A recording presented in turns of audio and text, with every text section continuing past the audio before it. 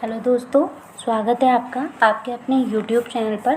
दोस्तों, कल हम अपने वीडियो में जनजातियों का भौगोलिक विस्तार से रिलेटेड एमसीक्यू को पढ़ा था। आज हम जनजातियों से संबंधित संवैधानिक प्रावधानों से रिलेटेड एमसीक्यू को सॉल्व करेंगे। तो चलिए आज का लेक्चर शुरू करते हैं। इसमें पहला प्रश्न है, संविधान के किस अनुच्छेद के तहत अनुसूचित जनजाति शब्द जोड़ा गया। क्या प्रश्न है कि संविधान के किस अनुच्छेद के अंतर्गत अनुसूचित जनजाति शब्द जोड़ा गया। तो इसके ऑप्शन है अनुच्छेद 342(1), अनुच्छेद 343(1), अनुच्छेद 344(1) और अनुच्छेद 366(1). तो इसका सही उत्तर होगा ऑप्शन नंबर ए, अनुच्छेद 342(1). किस अनुच्छेद के अंतर्गत अनुसूचित जनजाति शब्द जोड़ा जाएगा। 342(1) के तहत। संविधान के किस अनुच्छेद में अनुसूचित जनजाति के गठन के बारे में परिभाषा दी गई है। ऑप्शन है अनुच्छेद 366(25), 366(24), 342(24) या 342(25). तो इसका सही उत्तर है ऑप्शन नंबर ए, अनुच्छेद 366(25) के तहत अनुसूचित जनजाति के गठन के बारे में परिभाषा दी गई है। अगला प्रश्न है, राष्ट्रपति किस अनुच्छेद में आम सूचना जारी कर अनुसूचित जनजाति को सूची में वर्णित कर सकता है। तो इसका ऑप्शन है अनुच्छेद 333, 342, 342(1) या 344। तो इसका सही उत्तर है ऑप्शन नंबर बी, आर्टिकल 342। अनुसूचित जाति तथा अनुसूचित जनजाति अधिनियम 1989 कब लागू हुआ था। तो यह अधिनियम कब लागू हुआ था। इसका सही उत्तर होगा ऑप्शन नंबर बी, 30 जनवरी 1990 को यह अधिनियम लागू हुआ था। डेट को याद कर लीजिएगा, 30 जनवरी 1990 को लागू हुआ था। सामाजिक और शैक्षणिक दृष्टि से पिछड़े हुए नागरिकों के किसी भी वर्ग के उत्थान के लिए अनुसूचित जाति और जनजाति किस अनुच्छेद में उपबंध किया गया है। तो इसके ऑप्शन है अनुच्छेद 15, 15(1), 15(4) या अनुच्छेद 15(2). सामाजिक और शैक्षणिक दृष्टि से पिछड़े हुए नागरिकों के लिए। तो इसका सही उत्तर है ऑप्शन नंबर सी, 15(4) में सामाजिक और शैक्षणिक रूप से पिछड़े हुए नागरिकों के वर्ग के उत्थान के बारे में बात की गई है। अगला प्रश्न है, अनुसूचित जाति और अनुसूचित जनजाति और समाज के कमजोर वर्गों के शैक्षणिक और आर्थिक हितों को प्रोत्साहन और सामाजिक अन्याय एवं शोषण से सुरक्षा किस अनुच्छेद में वर्णित की गई है। तो इसके सही ऑप्शन है अनुच्छेद 40, अनुच्छेद 46, अनुच्छेद 47 और अनुच्छेद 48।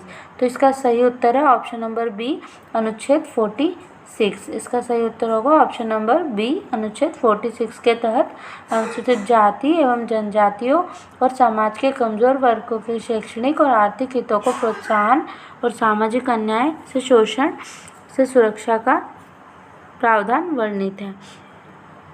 अगला प्रश्न है, राष्ट्रपति किस अनुसूची के तहत किसी क्षेत्र को अनुसूचित क्षेत्र घोषित कर सकता है तथा संबंधित राज्य के राज्यपाल से परामर्श के पश्चात अनुसूचित क्षेत्र को घटाया बढ़ाया जा सकता है। तो इसका ऑप्शन है अनुसूची 5 के तहत, अनुसूची 2 या अनुसूची 3 और अनुसूची 7। तो हम जानते हैं कि अनुसूचित जनजाति से रिलेटेड 2 अनुसूचियाँ हैं, 5 और 6। तो इसका सही उत्तर होगा ऑप्शन नंबर ए, अनुसूची 5। अगला प्रश्न है, राज्य किस अनुच्छेद के अंतर्गत किसी भी परीक्षा में अर्हक अंक में छूट प्रदान करने हेतु अनुसूचित जाति जनजाति के सदस्यों के पक्ष में कोई प्रावधान बना सकता है। तो इसको आप रिलेट कीजिए कि आप जो एग्ज़ाम दे रहे हैं उसमें ST SC के लिए आरक्षण का प्रावधान है। तो वह आरक्षण जो है वह किस अनुच्छेद के तहत दिया जाता है। तो इसका सही उत्तर है ऑप्शन नंबर ए, आर्टिकल 335 के तहत यह आरक्षण दिया जाता है। अगला प्रश्न है, अनुच्छेद 338 क अनुसूचित जनजातियों के एक राष्ट्रीय आयोग के लिए उपबंध करता है।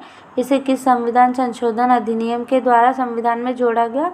तो इसके ऑप्शन है 80वें संविधान संशोधन के माध्यम से, 89वें संविधान संशोधन के माध्यम से, 91वां या 90वें संविधान संशोधन के माध्यम से। जोड़ा गया। तो इसका सही उत्तर है ऑप्शन नंबर बी 89वें संविधान संशोधन अधिनियम 2003 के माध्यम से जोड़ा गया आर्टिकल 338 क को।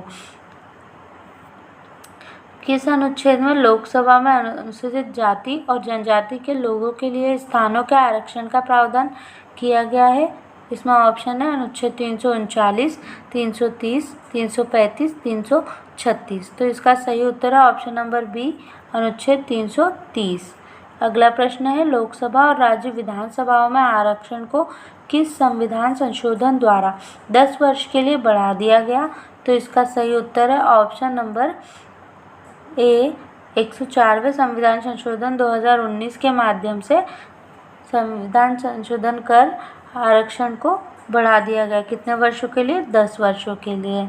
संविधान के किस अनुच्छेद में अनुसूचित जाति और अनुसूचित जनजाति के लोगों के लिए आरक्षित स्थानों में से 1/3 स्थान इन समुदायों की महिलाओं के लिए आरक्षित होंगे? तो महिलाओं के लिए यह आरक्षण किस अनुच्छेद के तहत होगा? तो इसका आंसर है सही आर्टिकल 243C के तहत। अगला प्रश्न है राष्ट्रीय अनुसूचित जनजाति आयोग के अध्यक्ष, उपाध्यक्ष और अन्य सदस्य की नियुक्ति किसके द्वारा की जाती है? तो इसके ऑप्शन है प्रधानमंत्री, राष्ट्रपति, लोकसभा के अध्यक्ष द्वारा, भारत के मुख्य न्यायाधीश द्वारा। तो इसका सही उत्तर होगा ऑप्शन नंबर बी राष्ट्रपति के द्वारा। अगला प्रश्न है संविधान के अनुच्छेद 164(1) में प्रावधान है कि अनुसूचित जातियों और पिछड़े वर्गों के कल्याण हेतु एक पृथक मंत्री होगा। ऐसा प्रावधान किन किन राज्यों में है? एमपी, छत्तीसगढ़, झारखंड, उड़ीसा, बिहार, गुजरात, तमिलनाडु, असम, मेघालय, मिजोरम, त्रिपुरा या बिहार, मेघालय, कर्नाटक। तो याद रखिएगा कि मध्य प्रदेश में एक पृथक अनुसूचित जाति कल्याण मंत्री नियुक्त किया जाता है। तो इसमें मध्य प्रदेश अगर आपको याद है तो इसमें आप डायरेक्ट एक आंसर लगा सकते हैं कि ऑप्शन नंबर ए क्या होगा, सही होगा। तो किन 4 राज्यों में है? मध्य प्रदेश, छत्तीसगढ़, झारखंड और उड़ीसा में। मध्य प्रदेश की विधानसभाओं में अनुसूचित जनजातियों के लिए कितनी सीटें आरक्षित की गई है? ऑप्शन है 47 सीटें, 48 सीटें, 50 सीटें या 46 सीटें। तो इसका सही उत्तर है ऑप्शन नंबर ए 47 सीटों को आरक्षित किया गया है। अगला प्रश्न है लोकसभा में अनुसूचित जनजाति के लिए आरक्षित सीटें कितनी हैं? तो इसके ऑप्शन है ऑप्शन नंबर ए 51 सीटें, ऑप्शन नंबर बी 47 सीटें, ऑप्शन नंबर सी 50 सीटें या ऑप्शन नंबर डी 49 सीटें। तो इसका सही उत्तर होगा ऑप्शन नंबर बी 47 सीटें आरक्षित की गई है।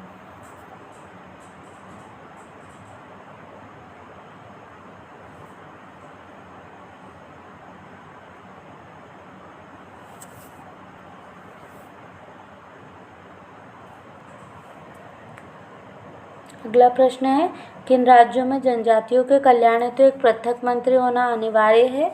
तो अभी हमने ऊपर पढ़ा था कि मध्य प्रदेश, छत्तीसगढ़, झारखंड और उड़ीसा में जनजातियों के कल्याण हेतु एक पृथक मंत्री की नियुक्ति की जाती है। तो इसका सही उत्तर होगा option number C Madhya Pradesh, Chhattisgarh, Jharkhand और उड़ीसा। अगला प्रश्न है मध्य प्रदेश में लोकसभा की सीटों में अनुसूचित जनजातियों के लिए कितनी सीटें आरक्षित है? तो इसका सही उत्तर होगा ऑप्शन नंबर बी 6 सीटें। अनुसूचित जनजातीय क्षेत्रों के लिए विशेष अनुदान का प्रावधान संविधान के किस अनुच्छेद में किया गया है? ऑप्शन है 275, 285, 271 या 281। तो इसका सही उत्तर होगा ऑप्शन नंबर ए अनुच्छेद 275। अगला प्रश्न है लोकसभा में अनुसूचित जाति एवं जनजातियों के लिए सीटों के आरक्षण के लिए प्रावधान किस अनुच्छेद में है? तो इसका ऑप्शन है अनुच्छेद 330, 332, 334 या 336। तो इसका सही उत्तर होगा ऑप्शन नंबर ए अनुच्छेद 330। राज्य की विधानसभाओं में SC/ST के लिए आरक्षण का प्रावधान किस अनुच्छेद के तहत किया गया है? तो इसके ऑप्शन है अनुच्छेद 330, 32, 334 या 336। तो इसका सही उत्तर है ऑप्शन नंबर बी, अनुच्छेद 332। जनजातीय सलाहकार परिषद का गठन किस अनुसूची के तहत किया जाता है? ऑप्शन है तीसरी, चौथी, पाँचवीं या छठी। तो इसका सही उत्तर होगा ऑप्शन नंबर सी, 5वीं अनुसूची के तहत जनजातीय सलाहकार परिषद का गठन किया जाता है। पंचायत उपबंध अनुसूचित क्षेत्रों तक विस्तार अधिनियम पैसा एक्ट किस वर्ष पारित हुआ था? पैसा एक्ट किस वर्ष पारित हुआ था? तो इसके ऑप्शन है 1992, 1994, 1996, 1998। तो इसका सही उत्तर होगा ऑप्शन नंबर सी, 1996। आप लोग बताइएगा कमेंट में, मध्य प्रदेश में पैसा है कानून को कब लागू किया गया? निम्न में से किस अनुच्छेद के द्वारा अस्पृश्यता का अंत किया गया? तो इसके ऑप्शन है अनुच्छेद 15, 16, 17 और 18। तो इसका सही उत्तर होगा ऑप्शन नंबर सी, 17, अनुच्छेद 17 के तहत।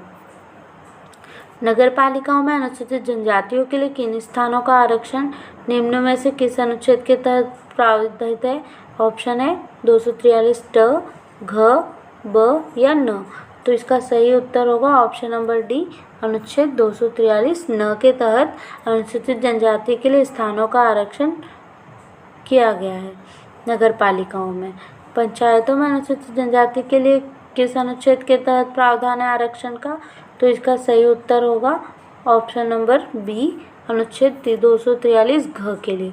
तो याद रखिएगा, अगर नगर पालिका में पूछा कि नगर पालिका में ST SC ST के लिए आरक्षण किस अनुच्छेद के तहत है, तो वो है 243 न के तहत। और अगर वो पूछते हैं कि पंचायतों में, अगर पंचायत पूछा है तो ऑप्शन जो है 243 घ होगा। आप इसमें कंफ्यूज बिल्कुल मत होइएगा, और इनको जो पंचायती राज वाले अनुच्छेद है इनको बहुत अच्छे से याद कर लीजिएगा।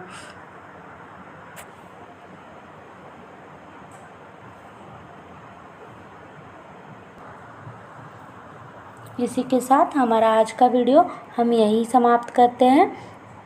अगले वीडियो में हम घुमंतू जनजातियों, मध्य प्रदेश की घुमंतू जनजातियों से संबंधित MCQ को सॉल्व करेंगे। अगले वीडियो के लिए चैनल को सब्सक्राइब कीजिए और वीडियो को लाइक शेयर ज़रूर कीजिए। धन्यवाद।